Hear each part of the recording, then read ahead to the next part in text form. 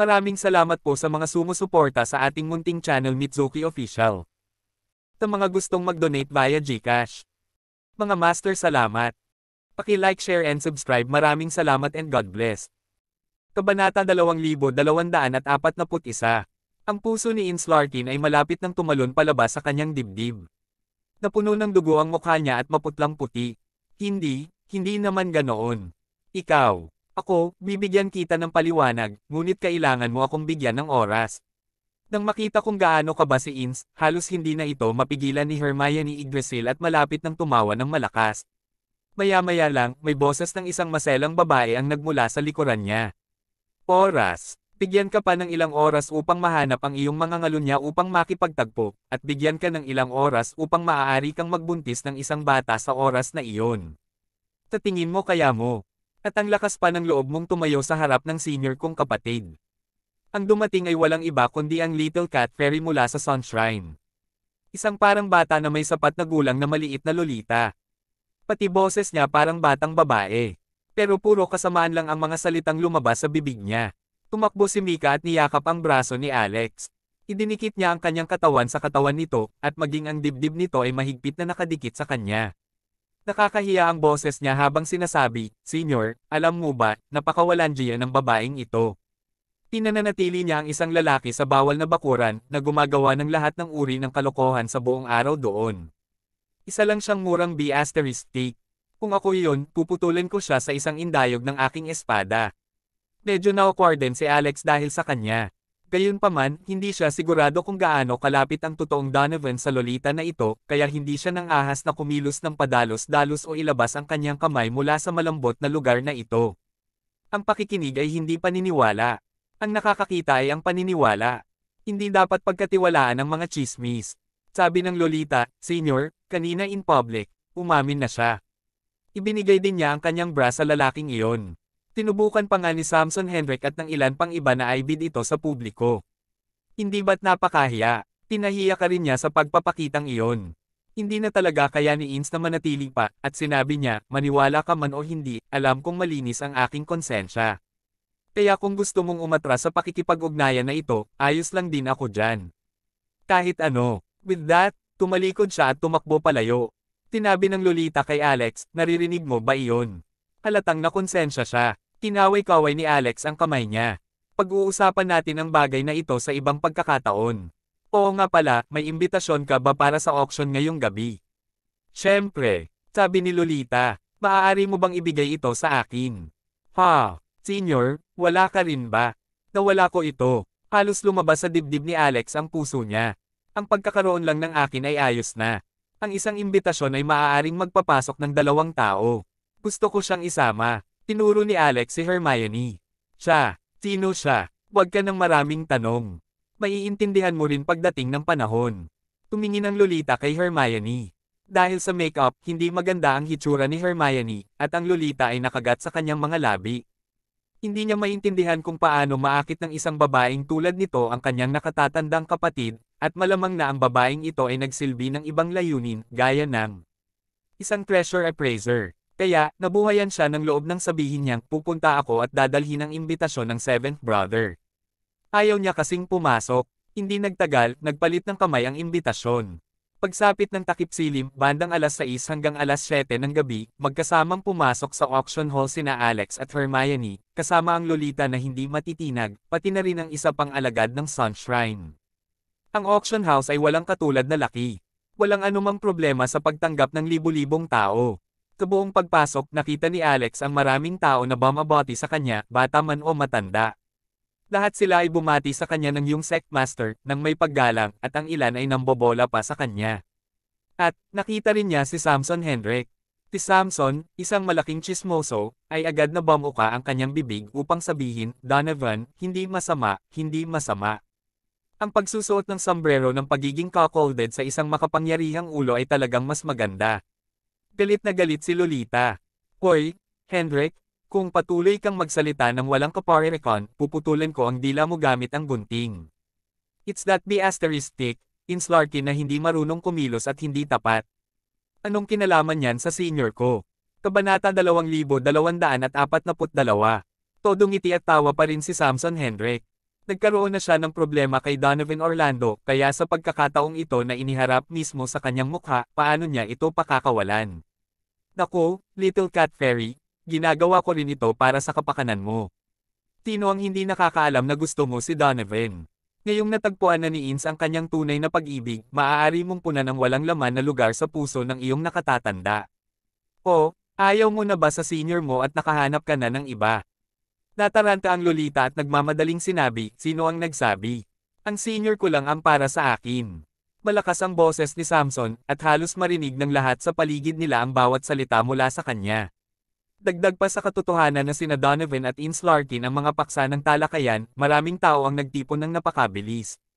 Ano, may mahal na bang iba si Holy Maiden Ins?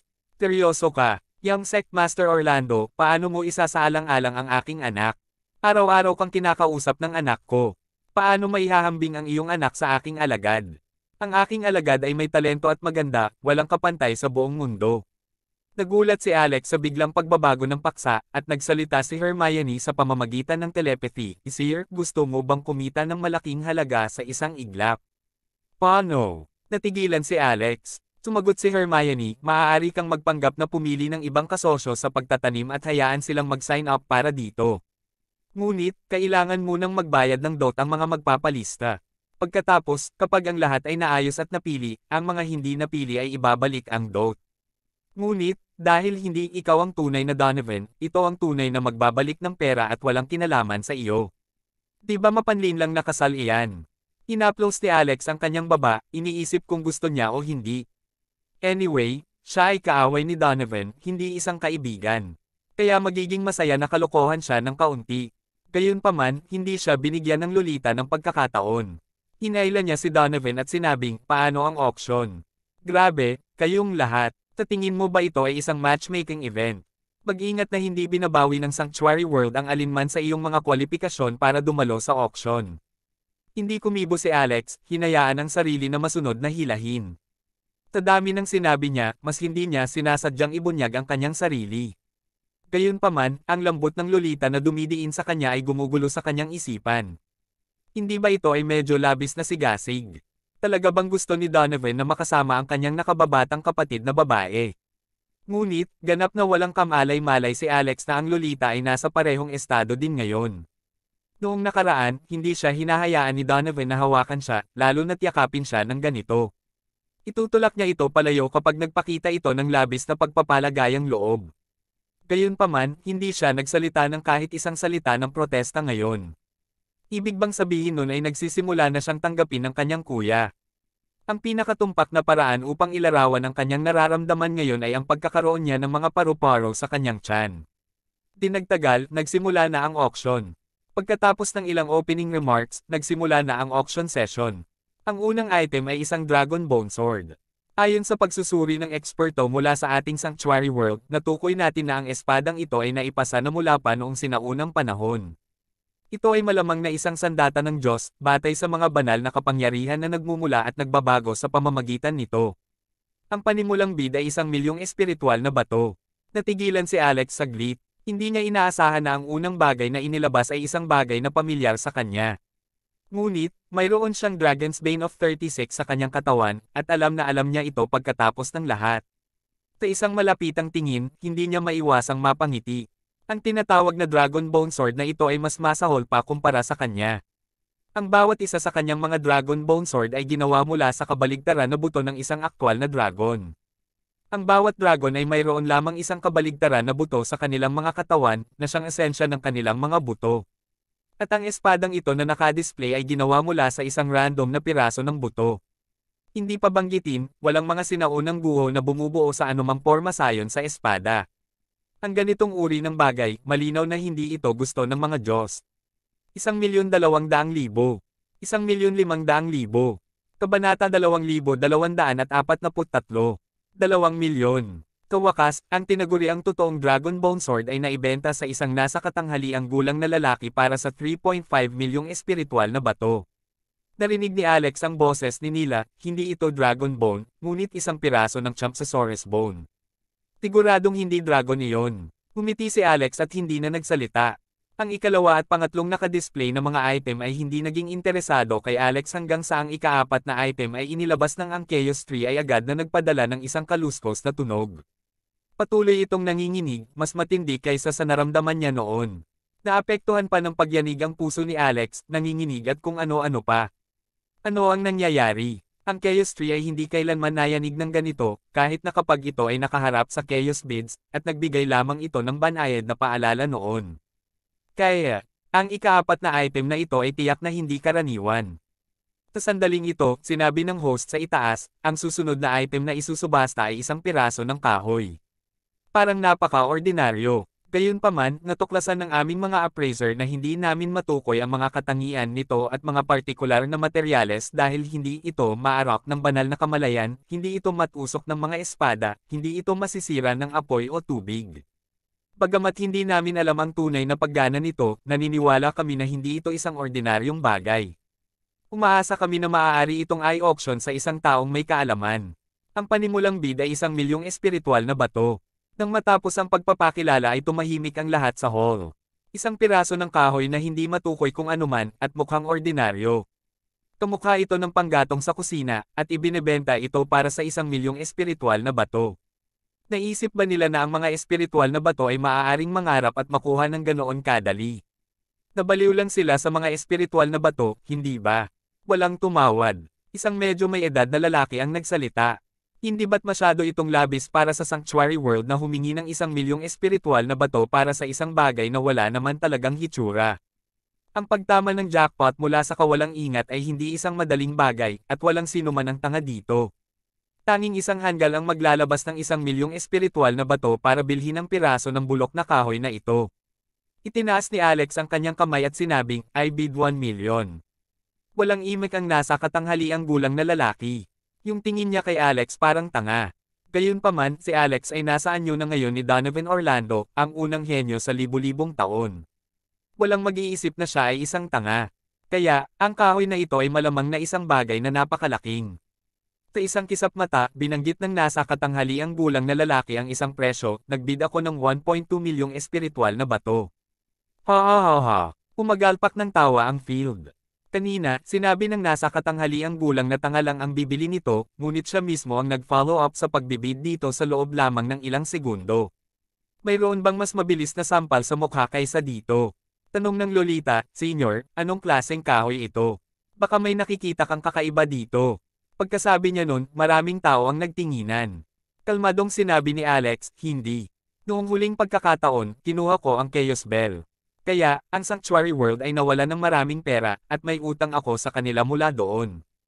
Kaya naman, ang mga bagay na ipina-auction ng Sanctuary World, hindi ko ito mapapabayaan kaya, sa pagkakataong ito, ako, si Donovan Orlando, ay magbibid sa lahat ng mga bagay na mukhang hindi may bid. Yung walang gusto, kukunin ko lahat. Parg. Ang nasa katanghaliang gulang na lalaki na kakabid lang, nang marinig niya ito, ay agad na pinagsisihan ang kanyang desisyon. Ang taong ito ay mayroon ding katayuan at prestihiyo bilang pinuno ng isang sekta sa pangalawang antas. Kaya't kahit na nakaramdam siya ng matinding pagkamuhi kay Alex na gusto niyang bugbugin ito, hindi siya naglakas loob at maaari lamang siyang magtampo sa kanyang galit. Nasabi na lang ni Alex ang sinabi niya para lang makita ng iba. Kailangan niyang makuha ang kanyang mga kamay sa piraso ng kahoy na iyon. Sa kasamaang palad, nakita niya na napakalaki ng titulo ni Donovan na sobrang pinagpala ng swerte. Hanggat mabid para dito, hulaan na ang iba ay tiyak na magbibid din para dito. Kaya, ang sinabi niya ay ang pinakaligtas na paraan para sa kanya ngayon. Walang makakaalam kung nagbibid siya ngayon dahil maganda ang item o dahil sa tinatawag niyang pabor na binanggit niya.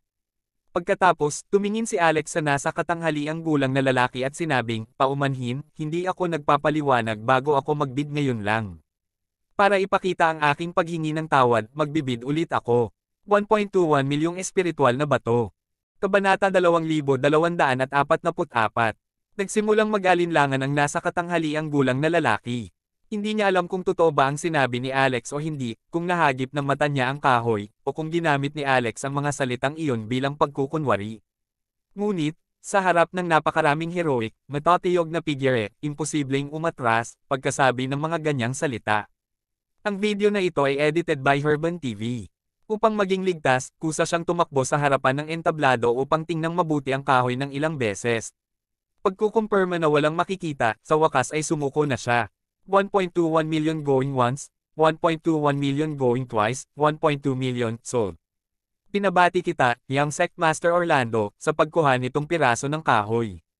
Gusto kong pasalamatan ka, Young Sectmaster Orlando, sa ngalan ng Sanctuary World, sa iyong suporta. Mabilis na ibinigay ni Alex ang bilang ng mga espiritual na bato at inihagis ang kahoy sa kanyang storage ring. Para talagang bumili siya ng bulok na kahoy para sa 1.21 milyong espiritual na bato. Ngunit sa sandaling lumingon siya, maingat niyang itinapon ang kahoy sa palasyo ng kanyang isip. Walang makapagsasabi ng pagkakaiba dahil ang kahoy ay direktang napunta sa kanyang storage ring papunta sa kanyang isip palasyo. Hindi siya makapaghintay, ngunit sa halip, ang Chaos Tree ang siyang labis na naiinip. Naghinala siya na kung hindi niya ibibigay ang kahoy, gagamitin nito ang mga ugat nito para agawin ito. Sa sandaling ang kahoy ay pumasok sa kanyang isip na palasyo, hindi ito dumapo sa lupa. Agad itong pinulupot ng mga ugat ng Chaos Tree at hinayla ito. Pagkatapos, pumasok ito sa loob ng pangunahing trunk ng Chaos Tree, at sa eksaktong pagkakataong iyon, dumaan ito sa isang malaking pagbabago. Isang berde at nagniningning na liwanag ang sumabog, sumisipsip sa piraso ng kahoy, at tila na-activate nito ang esensya ng buhay nito sa sandaling ito ay pumasok. Tila mayroong isang kasaganaan ng puwersa ng buhay mula sa kahoy at ilang uri ng mahiwagang enerhiya. Sa sandaling napunta ito sa Chaos Tree, nagsimulang dumaloy ang enerhiya sa buong puno. Ang kahoy na ito, talagang nagmula sa hindi pangkaraniwang pinagmulan. Ano ba talaga? Upang makapag-udyok ng napakalaking pagbabago sa Chaos Tree. Ang lahat ng mga sanga at dahon ng Chaos Tree ay naging napakalinaw at kumikinang sa banal na liwanag. Kung ang dating Chaos Tree ay mukhang isang ordinaryong puno, ito ay ganap na nagbago. Ang bawat dahon ay may banal na kapangyarihan na dumadaloy dito, na para bang bawat individual na piraso ay may sariling buhay. Ang kulay ay napakaganda at nakakapreskong, na nagbibigay sa mga tao ng partikular na komportableng pakiramdam sa pamamagitan lamang ng pagtingin dito. Ang Chaos Tree energy ay nagmumula rin mula rito. Gayunpaman, ang enerhiya na dumaloy ngayon ay nagbago din ng malaki. Ito ay partikular na sariwa at dalisay.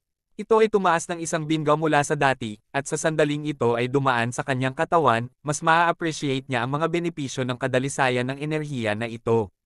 Maaari itong sumipsip ng mas mabilis, magbago at maghugas at maglinis ng kanyang kasalukuyang laman, mga meridian, daluyan ng dugo, mga selula at lahat ng iba pa.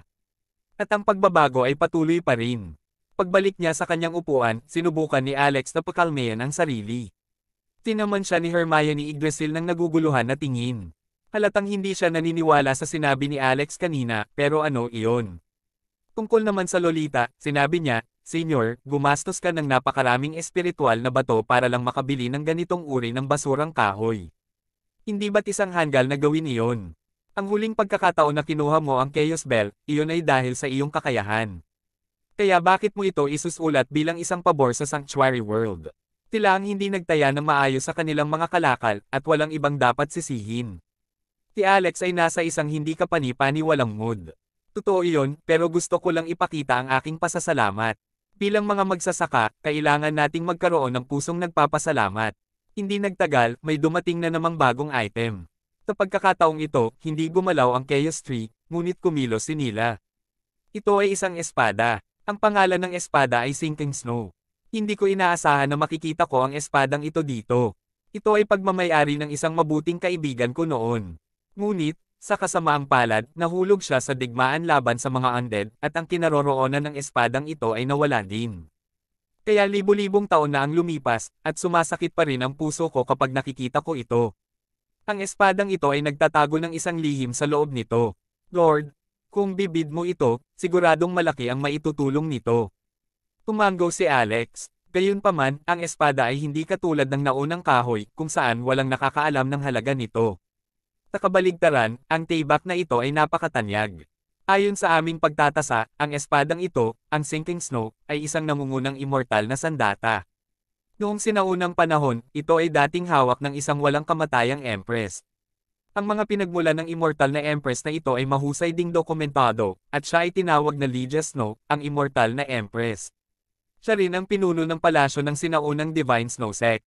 Ang talam, ang Sinking Snow, ay ganap na hindi nasira, at ang panimulang bid ay 10 milyong espiritual na bato. Sa ganoong detalyadong pagpapakilala, imposibleng hindi makita o maliitin ang halaga ng item. Gayunpaman, ang mga nakaupo sa auction hall ay pawang big shot o may big shot sa likod nila. Kaya't ang 10 milyong espiritual na bato ay parang palitan ng bulsa sa kanila. May nagbid agad dito. Kabanata 2245. 13 milyon. 15 milyon. 20 milyon. 30 milyon. Wala pang ilang round ang lumipas, at tumaas ang presyo ng hanggang 50 milyon. Napakamot ng ulo si Alex. Noong una, akala niya ay mayroon siyang sapat na espiritual na mga bato, ngunit hindi niya inaasahan na isang espada lang ng walang kamatayan ang sasample sa kanya ng malakas sa mukha.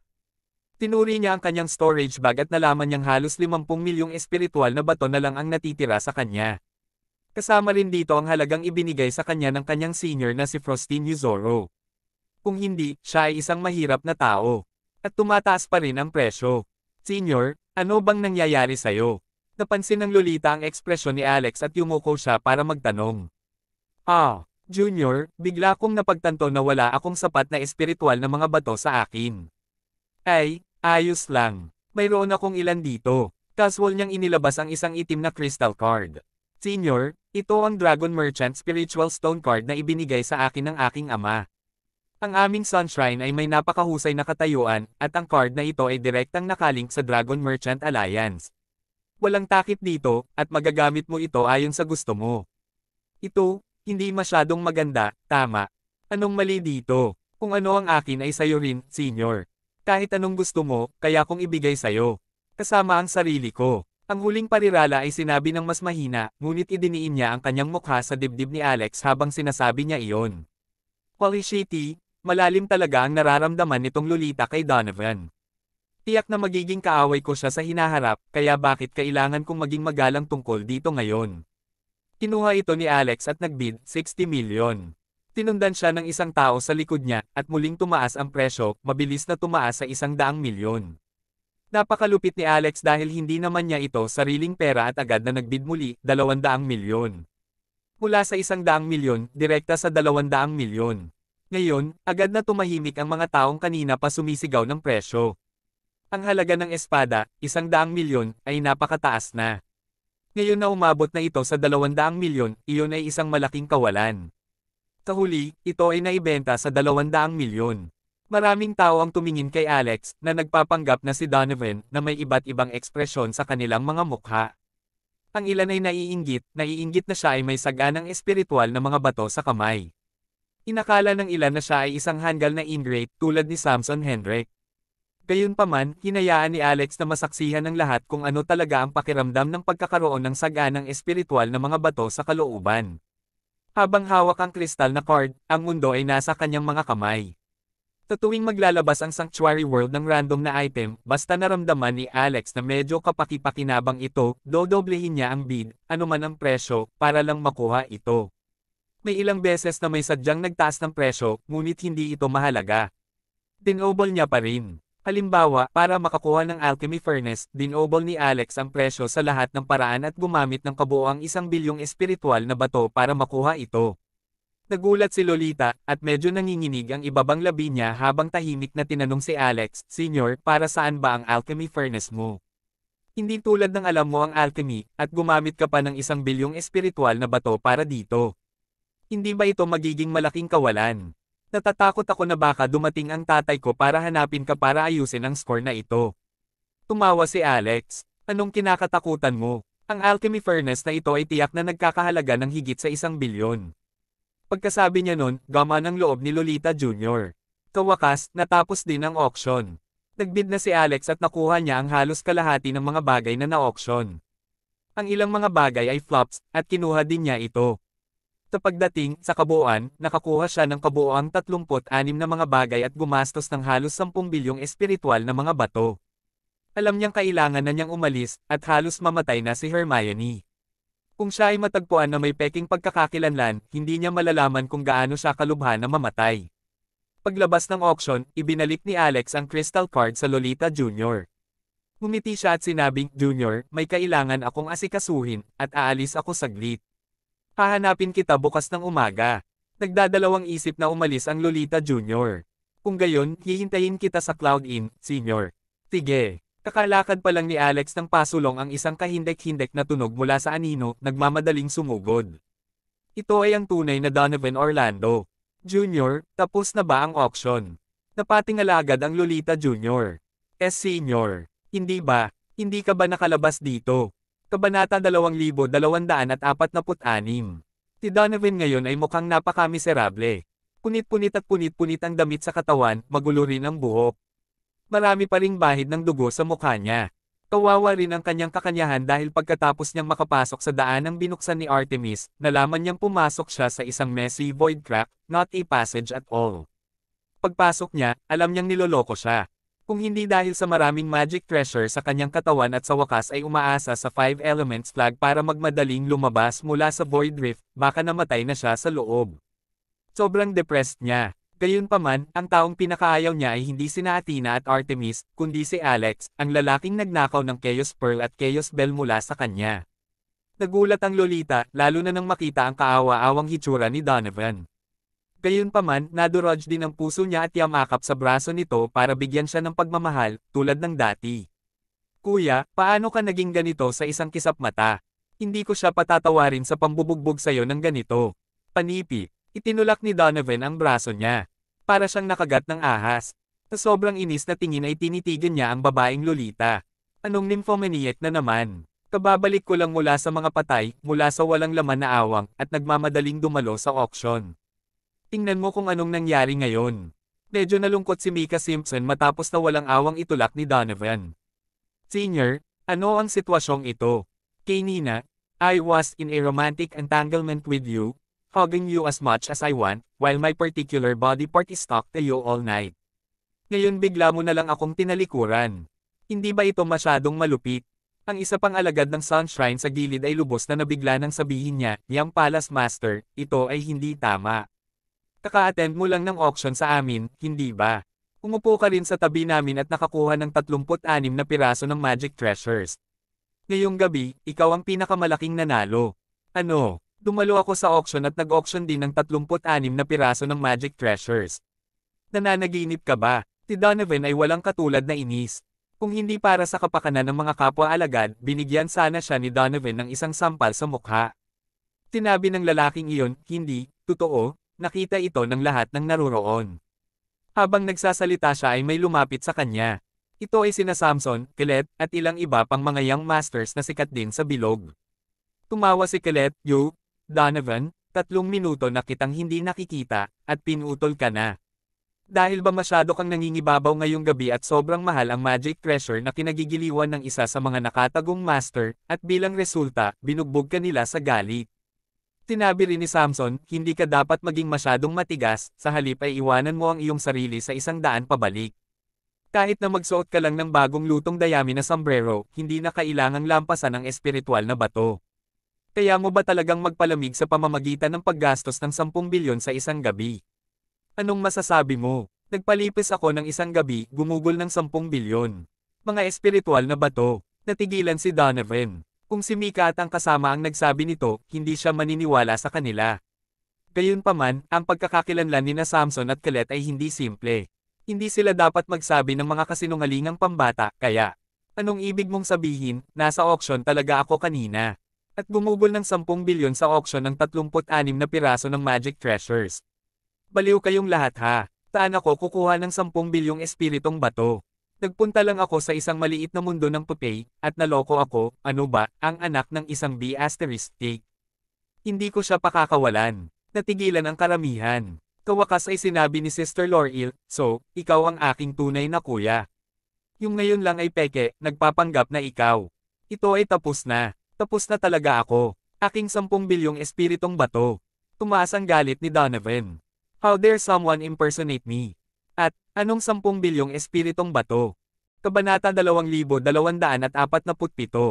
Ang Lolita ay malapit nang umiyak sa lugar. Pinahiram ko lang sa iyo ang Dragon Merchant Spiritual Stone card na sa aking ama. Ako, tinakaw ko ito, at napunta ka sa paggastos ng 10 bilyon at nag-auction ng 36 na magic treasures. Nasaan ang magic treasures? Magic treasures. Kalokohan. Galit na galit si Donovan. Mika, tanga ka ba? Bagamat hindi mo man lang masabi ang pagkakaiba at hindi sigurado kung ako ito, ibinibigay mo pa rin sa iba ang Dragon Merchant Spirit Stone card. Tatingin ko may pit ka sa utak mo. Ang Lolita, na kilala rin bilang Mika Simpson, ay sumagot, Senyor, nagkakaganyan ka dahil ayaw mong ibalik ang mga espiritual na bato, tama ba? Senyor, hindi ito ang aking espiritong bato. Kailangan mong ibalik sa akin. Tinampal siya ng malakas ni Donovan. Tatingin ko baliw ka. Samson gloated, so, hindi ikaw ang taong iyon. May nagpanggap sa iyo at dinaya ang Dragon Merchant Spirit Stone card ng Little Cat Fairy sa auction para gumastos ng malaking pera. Donovan, hindi ko talaga alam kung ano ang sasabihin. Napaatras ka ba kamakailan? Ang iyong asawa ay tumakas kasama ang isang tao, niloko ka, at ngayon ay nanlaloko ng 10 bilyon sa isang tao.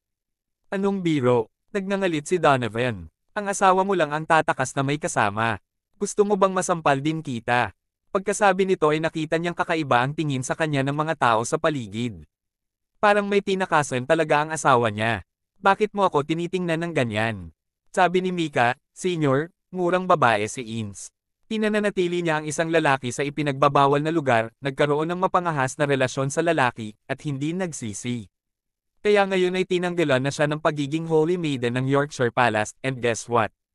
Tinusubaybayan pa rin ni Ins ang lalaking iyon, nagsusubaste ng bra kung saan-saan. Natigilan si Donovan. Talaga, totoong totoo. Pagkaraan ng ilang minuto, tinitigan niya ang berdeng damuhan at nagtanong, sino ang lalaking iyon? Tinabi ni Samson, iyan ang aking kapatid na lalaki, na ngayon ko lang nakilala. Sabi ni Mika, Senyor, ni-record ko na yung footage. Panipi. Naglabas siya ng memory crystal at naglabas ng imahe na na-record niya kanina, parang nanunood lang ng sine. Sa sumunod na segundo, nakatingin sa lalaking nakatayo sa tapat ni Ins, agad na dumilat si Donovan at sumigaw, anak ng B** iyon. Tanong ni Mika, Senyor, kilala mo ba siya? Galit na sagot ni Donovan, maging abo man siya, makikilala ko pa rin siya. Itong anak ng isang B** ay nakulong ako sa Puppet World at ninakaw ang aking Chaos Pearl at Chaos Bell, dudurugin ko siya. Napatulala si Samson, Kelet, at ang iba pang nasa gilid.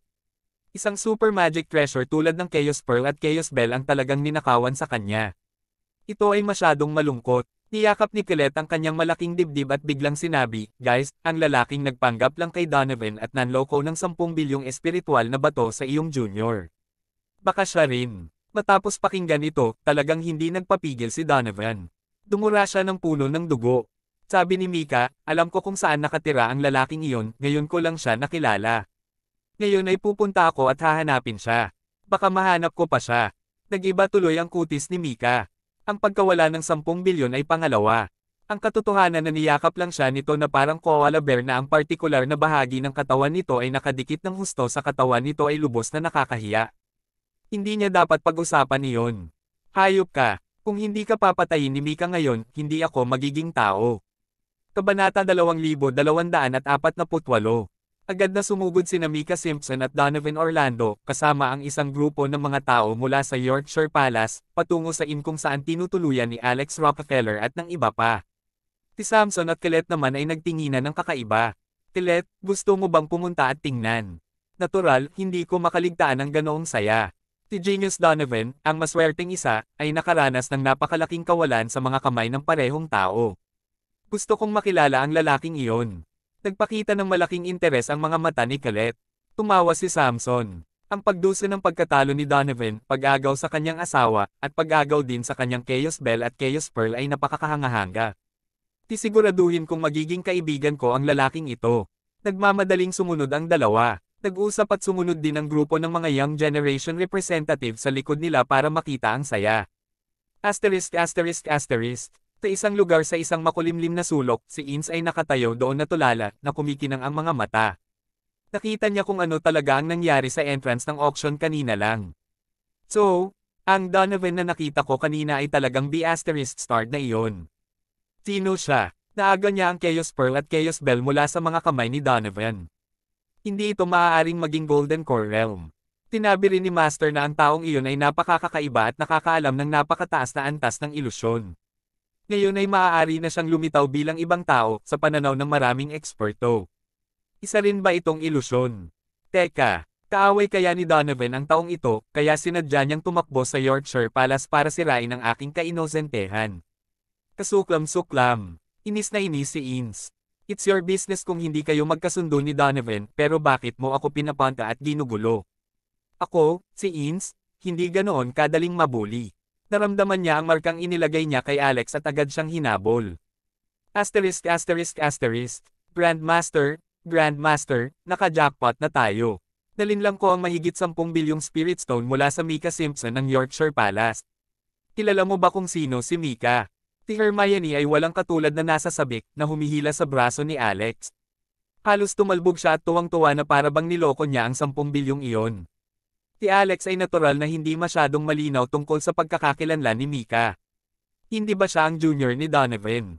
Sagot ni Hermione, ngunit mayroon siyang ibang pagkakakilanlan na mas nakakamangha, siya ang nag-iisang anak na babae ng master ng Yorkshire Palace.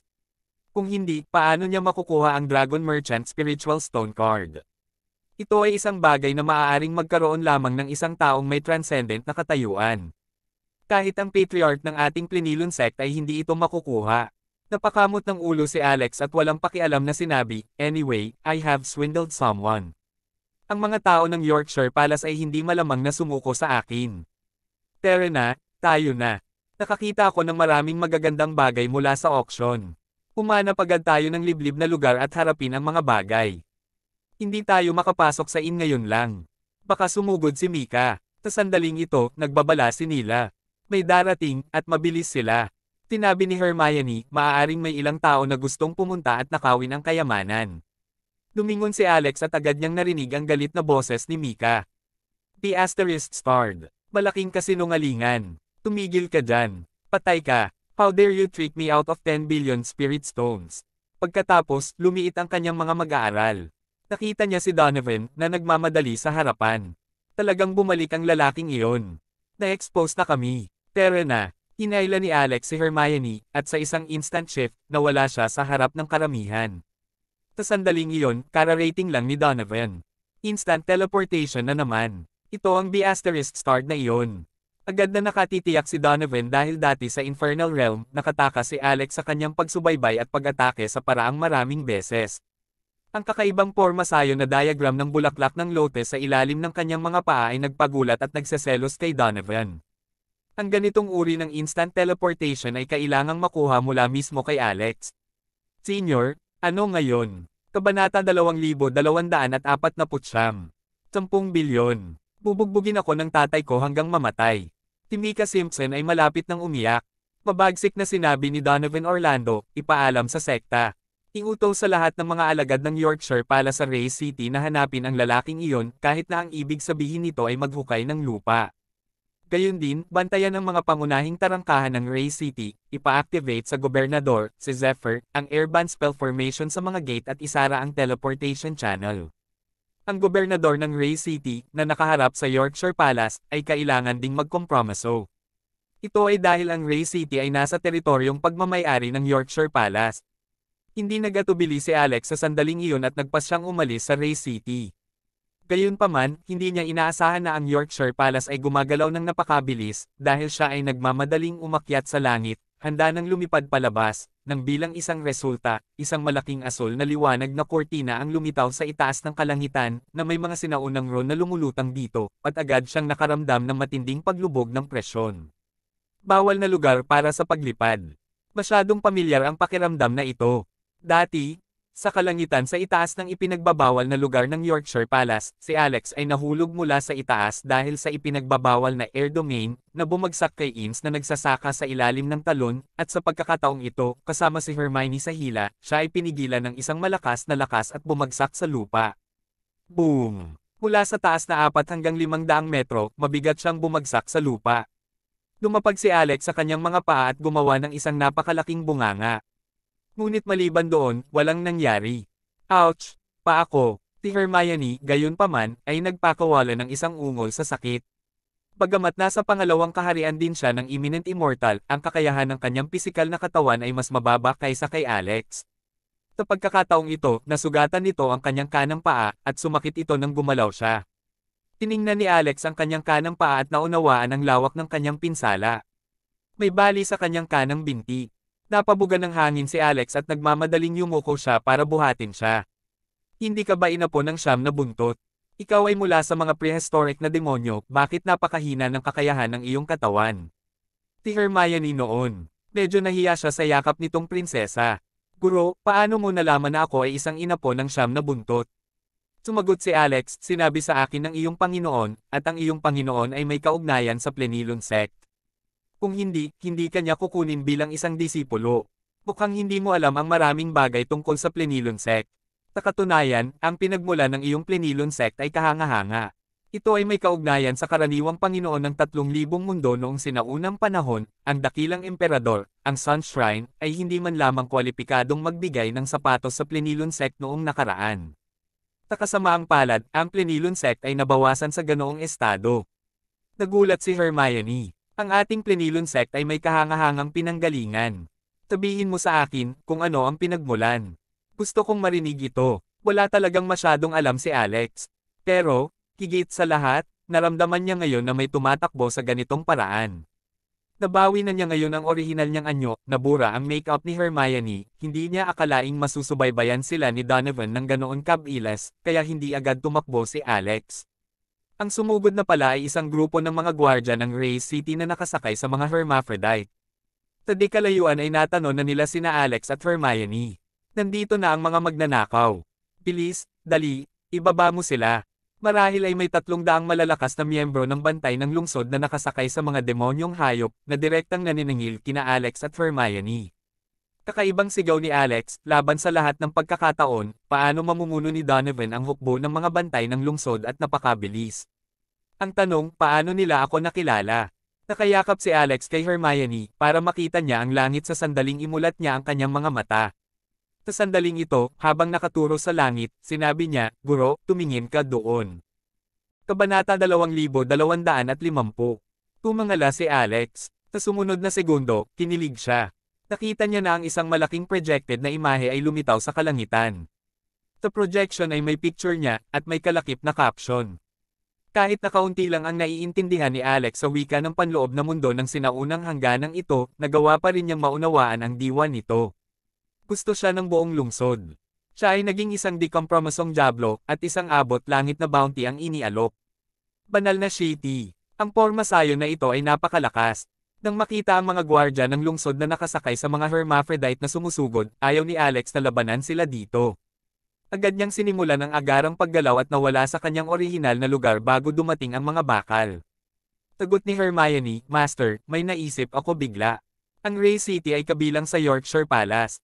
Si Donovan, na siyang commander, ay madaling mapasunod sa kanya ang mga mamamayan sa pamamagitan lamang ng kanyang mga salita. Nag-aalala ako na ang kastela ng kumukulong sa amin. Habang nag-uusap sila, nakita sila ng ilang pedestrian. Mukhang wala silang relasyon ng kastela. Ngunit sa susunod na segundo, sumali rin sila sa pangkat ng mga humahabol. Tigaw nila habang tumatakbo papunta kay Alex. Baliw ba ang mga taong ito? Kung aawayin sila ni Alex, patay na sila sa isang iglap. Gayunpaman, hindi niya naisip na magsimula ng isang malaking massacre. Sa sumunod na kalahating oras, nilaybot ni Alex ang Ray City sa bilis ng kidlat. Sa huli, napansin niya na ang lahat ng mga pintuan ng lungsod ay sarado at mahigpit na binabantayan. Naiinis na sinabi ni Nila, ano ang kinakatakutan mo? Nag-iisip ka bang lumabas? Umiling si Alex. Sa kasalukuyang sitwasyon, ang paglabas ay madali, ngunit ang muling pagpasok ay magiging mahirap. Kaya ang aming pangunahing layunin ay gamitin ang teleportation circle dito. Pagkatapos ng lahat, ito ay isang warrant ng pag-aresto lamang. Sa tingin mo ba natatakot ako dito? Kaagad, ginamit ni Alex ang kanyang mabilis na paggalaw upang pumunta sa isang liblib na lugar. Maya-maya, nag-disguise si Alex bilang babae. Hindi akalain ni Donovan na naging babae ako. Tinurot ni Alex ang mukha niya para mas makinis ang mukha niya. Kamukha na niya ngayon si Dorothy, ang sarili niyang asawa. Master, tumingin sa kanya si Hermione na may pagtataka. Ano sa tingin mo? Mukha akong babae ah. May isang lugar na hindi masyadong pambabae. Itinuro ni Hermione ang dibdib ni Alex. Ito ay patag na parang airstrip. Sa kabila ng pagbabalat kayo, hindi madaling gawing perpekto ang lugar na ito. Natatawang sinabi ni Hermione, mayroon akong ideya. Naglabas ng 2 dumplings mula sa kanyang treasure box, inilagay niya ito sa damit ni Alex at tumawa. Perpekto. Sa lalong madaling panahon, sina Alex at Hermione ay naglibot sa Ray City. Walang makakilala sa kanila, gabi na noon, at kulang ang liwanag. Kahit ang mga city guard ay hindi makilala si Alex dahil nakabalat kayo ito bilang isang babae. Bali ang buto ng guya mo. Kailangan itong matugunan ng mabilis. Maghahanap tayo ng walang laman na bahay sa lungsod at tutulungan kita. Habang nagsasalita si Alex, binuhat niya si Hermione at nawala agad. Nang muli silang sumulpot ay nasa isang bakanting bahay na sila. Dahil malaki ang Ray City, maraming mga bakanting bahay. Ito ay ganap na kadiliman sa walang laman na bahay. Wala sa plano ni Alex na buksan ang ilaw. Kung tutusin, kitang-kita niya sa gabi na para bang araw. Inilagay ni Alex si Hermione sa isang anti-gong kama. Hinubad niya ang kanyang medyas. Kitang-kita niya na namamaga ang buong paa nito. Ang pinsala ay mas matindi kaysa sa inaasahan niya. Hindi lamang nagkaroon ng bali sa guya, ngunit ang mga buto sa kanyang kanang binti ay napinsala lahat ng siya ay nahulog mula sa mataas na lugar. Forget what they doing, keep on doing that.